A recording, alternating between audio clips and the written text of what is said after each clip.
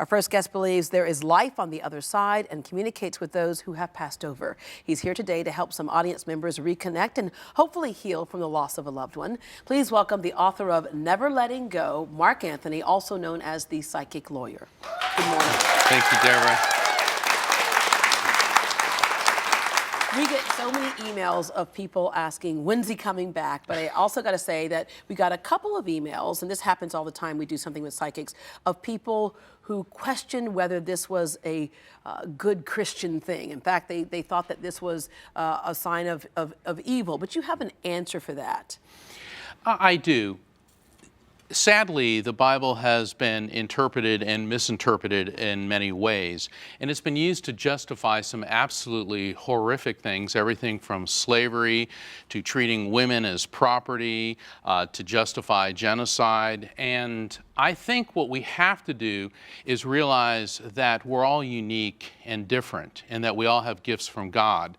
And so what I do is I look also to the Bible for inspiration, because the Bible's full of people who have psychic and mediumistic gifts. The prophets. Now it says the beware prophets. of false prophets, but it does have prophets in it. I mean, dream interpretation and foretelling the future. When Joseph interpreted Pharaoh's dreams about the plagues that were, or the 7 years of famine that were to fall upon Egypt, how the prophetess Deborah in the book of Judges helped using her abilities to help the General Barak, that's where our president gets his first name, to overcome the Canaanites.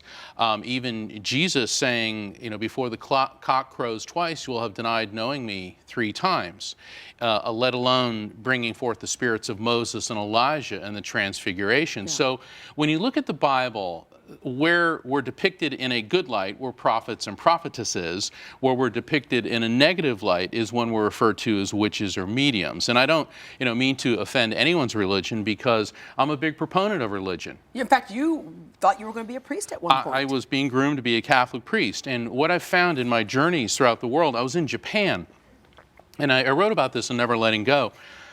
Japan's an interesting country because it's okay there and socially acceptable to be a member of more than one religion. You can be a Buddhist, a Shinto, and a Christian simultaneously. And I was at a Buddhist temple, and I discussed this with a monk, and what he said to me was very profound. He said, as many people as there are in the world is as many paths to God as there are in the world. And who are we to limit God?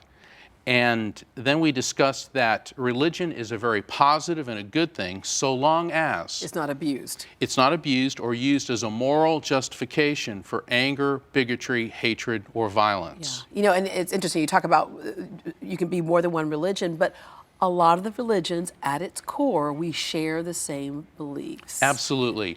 Every major religion has a golden rule. In Christianity, it's do unto others as you would have them do unto you. In Buddhism, it's do not do to someone what you would not have them do to you. And both Hinduism, Islam, Native American spirituality, Shintoism, and it all comes down to the laws of physics. For every action, there's an equal and opposite reaction.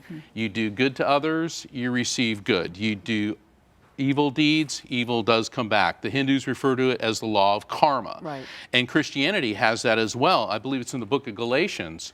Whatever a man shall sow, he shall reap. Yeah. So whatever you do to others is going to come back to you. And I'll just wrap up with one person in particular emailed me and said, I thought you were a Christian. Guess what? I am.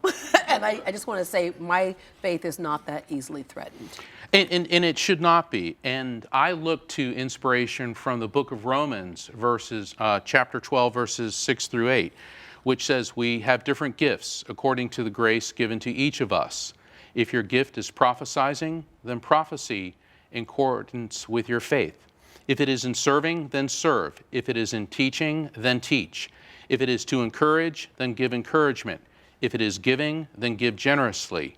If it is to lead, do it diligently. If it is to show mercy, do it cheerfully. And that's what you see as your gift. I do. In fact, the person who directed me to that particular quote was a fundamentalist Baptist minister who's a friend of mine that lives in Atlanta. And he said, Mark, you have a service gift which must be used in the service of other people. And through you, healing, resolution, and understanding is coming to people. He said, it's not about you, it's about the people you help. And that's very, very important. Yeah.